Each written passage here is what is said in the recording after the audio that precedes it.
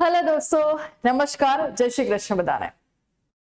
Diploma two ડિગ્રીની હું વાત કરું તો જેની આપણે રાહ જોઈ રહ્યા હતા કે ક્યારે આપણું સીટ મેટ્રિક્સ મતલબ આવશે કે કેટલા કોલેજમાં કેટલી સીટ ફોર ડીટ્યુટી માટે અવેલેબલ છે. ગવર્મેન્ટ અને પ્રાઇવેટનું લિસ્ટ આપણે ઈચ્છતા હતા કે જલ્દીથી જલ્દી આવે, ફાઇનલી આવી ગયું છે. હવે એ લિસ્ટ ઇમ્પોર્ટન્ટ કેમ છે, એમાંથી કઈ વસ્તુ જોવાની છે અને કઈ વસ્તુ જેન્યુઅલી તમારે ધ્યાનમાં રાખવાની છે જે તમારા મોક રાઉન્ડ 1 અને રાઉન્ડ 2 માટે વધુ બેનિફિશિયલ થવાની છે, એની ઇન્ફોર્મેશન આજના વિડીયોમાં આપવાની છું. તો ચલો શરૂ કરીએ છીએ આજના વિડીયોની. મારું નામ છે ભૂમિ પટેલ, તમારા બધાનું સ્વાગત છે પ્રિયેશ જ્ઞાન પીઠ યુટ્યુબ ચેનલ.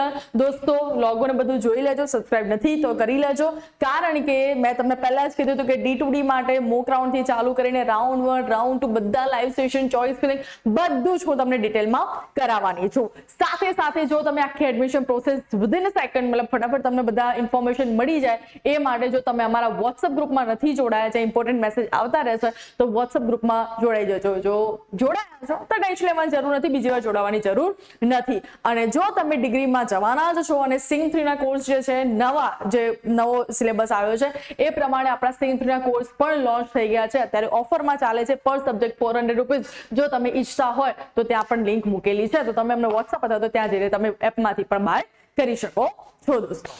તો સૌથી પહેલા જો આપણે વાત કરીએ D2D ની તો પહેલા તો એક દિવસ કન્ટિન્યુઅસલી રાહ જોઈ, ફાઇનલી સીટ મેટ્રિક્સ આવી છું. જ્યારે સીટ મેટ્રિક્સમાં જોશો ને ત્યારે તમને અહીંયા બે સીટ મેટ્રિક્સ જોવા મળે છે. એક છે હોમ સ્ટેટ અને એક છે ઓલ ઇન્ડિયા સ્ટેટ.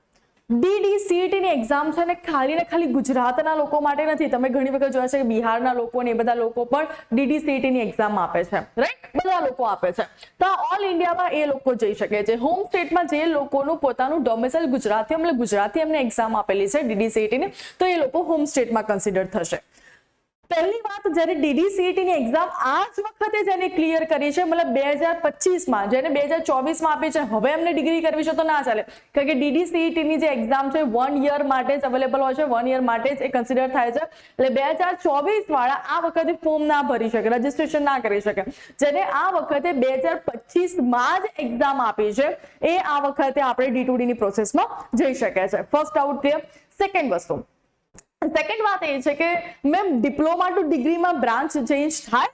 હા, કરી શકાય, પણ આર યુ શ્યોર કે તમારે કરવી છે? કારણ કે ડિપ્લોમામાં તમે 3 વર્ષ કન્ટિન્યુઅસલી એ બ્રાન્ચ ઉપર રિસર્ચ કર્યું છે, વર્ક કર્યું છે, અને સડનલી જ્યારે તમે થર્ડ સેમેસ્ટરમાં આવશો, કારણ કે ડિગ્રીમાં તમે ફર્સ્ટ અને સેકન્ડ સેમેસ્ટર નહીં ભણો, ડાયરેક્ટ થર્ડ સેમેસ્ટરમાં જશો.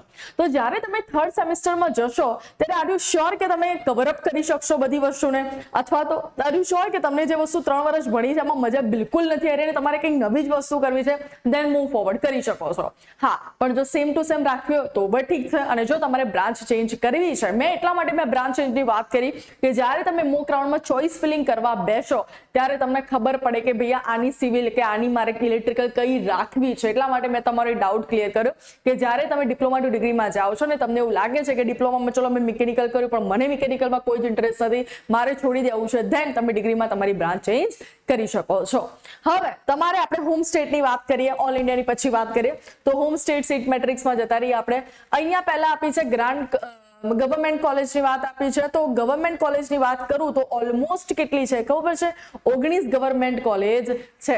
હવે આમાં શું જોવાનું એ ધ્યાનથી જોજો દોસ્તો, કઈ વસ્તુ તમારે જોવાની છે. સૌથી પહેલા તો AICTE અપ્રુવલ છે તો એ સૌથી સારી કોલેજ કહેવાય. તો એક તો પહેલા તમારે આ જોવાનું કે AICTE અપ્રુવલ તમારી ઇન્સ્ટિટ્યૂટ અથવા તો કોલેજ છે કે નથી. તો યસ, ધેટ્સ ગુડ. કેટલા પ્રોગ્રામ અથવા તો કેટલી બ્રાન્ચ ત્યાં છે, કારણ કે મે બી શાયદ તમારે કોઈ, આમ તો હું કોર બ્રાન્ચ સિવાયની કોઈ બ્રાન્ચ તમને કરવાની ના જ પાડું છું, પણ કદાચ સો રીઝન તમારે કરવી છે તો શું અવેલેબલ છે કે નહીં. પણ જો હું તમારે ગવર્મેન્ટમાં એડમિશન લેવું છે તો મોસ્ટ પ્રોબેબલી ચાન્સીસ ઓછા છે કે જે તમારે AIML ને બધા કરવા છે એ બધા બ્રાન્ચીસ તમને અહીંયા મળી રહેશે. તમે જોઈ શકો છો કે અહીંયા જે આપણી કોર બ્રાન્ચ છે એ જ બધી જગ્યાએ મોસ્ટલી છે, બાકી બીજી બધી છે નહીં. હવે જોજો TFW માં આમાં પણ હોય છે, મતલબ D2D માટે પણ એક શીટ એના TFW માટે ખાલી રાખે છે. મોસ્ટલી બધામાં એક જ રાખે છે, અમુકમાં આપતો છે પણ નહીં, મતલબ આ વેકેન્ટ રહી હશે ગયા વખતની એટલા માટે કન્ટિન્યુ છે. જો શું કીધું છે, D2D સીટ્સ 2025 થી 26 ટોટલ કેટલી સીટ છે? ચલો, ફર્સ્ટ કોલેજ છે doctor SS Gandhi government engineering college Surat. D2D માટેની ટોટલ 2025-26માં કેટલી સીટ રાખી છે? 28 સીટ્સ અમે રાખી છે ફોર સિવિલ એન્જિનિયરિંગની વાત છે. એમાં TFWS માં એક એડમિશન. હવે TFWS માં તમને બધાને ખબર છે શું છે TFWS મતલબ તમને ફ્રી શીટમાં એડમિશન મળે.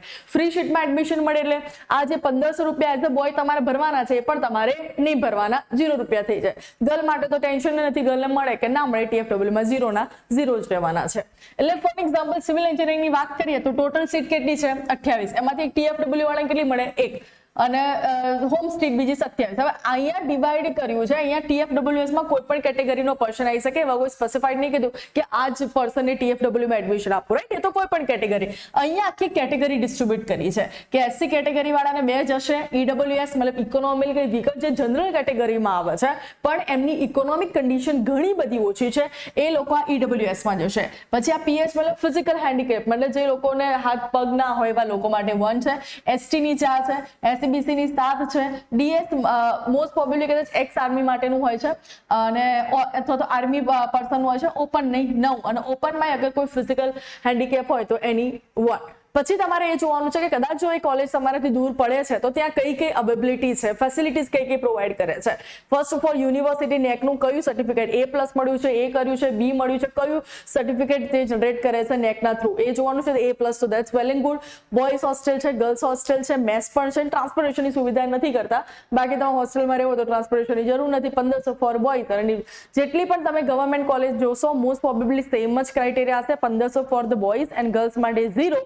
પણ જો તમે TFWS માં જાઓ છો તો તમારે 1500 પણ ભરવાના રહેશે નહીં. હવે બીજું એક વસ્તુ શીખવાડું. ચલો આપણે લઈ લઈએ ગાંધીનગર, લઈ લઈએ ને Gandhinagar government engineering college sector 28 Gandhinagar. પહેલા જ કીધું મેં તમારે શું જોવાનું છે કે કેટલી બ્રાન્ચ ત્યાં અવેલેબલ છે, તમારે જે બ્રાન્ચમાં જવું છે બ્રાન્ચ ત્યાં છે કે નહીં. તો બાયોમેડિક અહીંયા ઘણી બધી સારી છે અને વધારે પણ લાગે છે. Artificial intelligence and data science મને એક જગ્યાએ મળી ગયું છે, રાજકોટમાં ચાલે છે. ગવર્મેન્ટ એન્જિનિયરિંગ કોલેજ રાજકોટમાં artificial intelligence and data science ચાલે છે, જેમાં D2D વાળામાં એમને 15 સીટ આપી છે. TFW માં એક પણ સીટ્સ નથી. એક SC માટે, EWS માટે પણ, ST માટે, SCBC નો પણ મતલબ બધાની કેટેગરી પ્રમાણે એમને થોડા ડિવાઈડ કરી દીધા છે. અહીંયા જોઈ શકો છો ઇન્સ્ટ્રુમેન્ટેશન કંટ્રોલ એન્જિનિયરિંગ પણ છે. LD કોલેજ અમદાવાદ સૌથી હાઈએસ્ટ નંબર ઓફ પ્રોગ્રામ જે ચાલતા હોય LD કોલેજ ઓફ એન્જિનિયરિંગ અમદાવાદમાં ચાલે છે. કેટલા બધા જોવો તો ખરા. આર્ટિફિશિયલ ઇન્ટેલિજન્સ મતલબ AI/ML છે, ઓટોમોબાઈલ છે, બાયોમેડિકલ છે, કેમિકલ છે, સિવિલ છે, કમ્પ્યુટર છે, ઇલેક્ટ્રિકલ છે, EC છે, environmental, information, instrumentation, mechanical, plastic, robotics ચાલે છે, રબર ચાલે છે, ટેક્સટાઇલ ચાલે છે, મતલબ સૌથી વધારે અહીંયા ચાલે છે. ઓકે TFWS માં જેની સામે લખ્યું છે એ જ બ્રાન્ચમાં ચાલે છે. બધી બ્રાન્ચમાં TFW નથી. ફોર એક્ઝામ્પલ AI/ML TFWS ની શીટ નથી. ઓટોમોબાઈલમાં છે, સિવિલમાં છે, કમ્પ્યુટરમાં છે, ઇલેક્ટ્રિકલમાં છે, એન્વાયરમેન્ટમાં છે, ઇન્સ્ટ્રુમેન્ટેશનમાં છે, મિકેનિકલમાં છે અને ટેક્સટાઇલમાં છે. ઓકે A+ તો છે જ નેક્સ્ટ સર્ટિફિકેટ અને આ થઈ ગયું. હવે આપણે પ્રાઇવેટની જોઈએ. હવે પ્રાઇવેટની જ્યારે તમે શીટ્સ જોશો ને ત્યારે એક વસ્તુ ખાસ તમારે જોવાની છે, બાજુનું ટ્યુશન ફીનું સ્ટ્રક્ચર. જો તમારો મેરિટ રેન્ક ડાઉન થાય છે અને તમારે પ્રાઇવેટમાં જો મળવાની છે તો તમારે આ બાજુવાળા વસ્તુ પર પણ જોવાનું કે મારા મમ્મી પપ્પા શું આ જે ફીસ છે અફોર્ડ કરી શકે એમ છે. એક તો ઓલરેડી તમે ઘરેથી દૂર એડમિશન લો, ઓલરેડી આટલા પૈસા ભરો, પ્લસ એની સાથે તમારો ટ્રાન્સપોર્ટેશનનો ખર્ચો, ત્યાં હોસ્ટેલમાં રહેવાનો ખર્ચો, તો શું મમ્મી પપ્પા અફોર્ડ કરી શકશે? આ બધી વસ્તુ તમારે જોવાની છે. ફોર એક્ઝામ્પલ કરમચંદ અમદાવાદમાં અડાણી છે, આદિત્ય અમદાવાદ કેટલી છે જોઈ લઈએ. પ્રાઇવેટમાં કેટલા માટે કેટલા ઓપ્શન છે તમારી પાસે? પ્રાઇવેટમાં 117 ઓપ્શન છે તમારી પાસે, રાઈટ. એમાં પણ સેમ તમે જોઈ શકો છો. કોઈ ગાંધીનગરની નજીક લઈ લઈએ, United one institute of technology Uvarsad Gandhinagar. AICT approval નથી.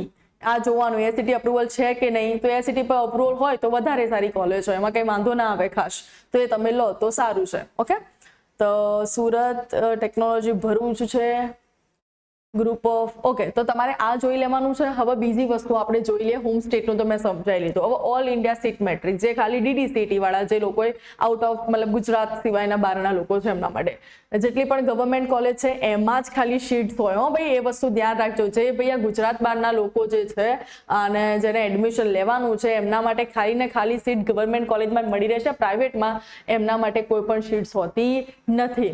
તો જોઈ શકો છો. જે ફોર એક્ઝામ્પલ SS ગાંધીને લઈ લઈએ આપણે સુરતની સિવિલ એન્જિનિયરિંગ, તો ઓલ ઇન્ડિયા સીટ્સ કેટલી છે એની પાછળ એક જ છે. એ પણ ખાલી એમને SC વાળાને જ આપી છે, 1 મળશે. પછી અહીંયા જોઈ લઈએ કમ્પ્યુટરની વાત છે, મતલબ સિવિલની વાત છે. પછી જો અહીંયા ઓપન કેટેગરી, કમ્પ્યુટર એન્જિનિયરમાં ઓપન કેટેગરી વાળાને આપશે. પછી વેકેન્ટ સીટ તો દર વખત 0 જ રહે છે, રાઈટ? તો એ રીતે તમારે આ જોવાનું રહેશે. ઓકે, હવે તમે એમ કહેશો કે મેડમ આ છે એ અમારે એસીપીસી ના પોર્ટલ પર ના જોવું હોય તો હું ક્યાંથી જોઈ શકું એના પાછળનું મટીરિયલ? દોસ્તો, આપણી પ્રિય વિદ્યાપીઠ એપ્લિકેશન બધાને ખબર છે. જ્યારે વેબ પર જોશો ત્યારે તમારે કોમ્પિટિટિવ એક્ઝામ વાળા ફોલ્ડરમાં જવાનું.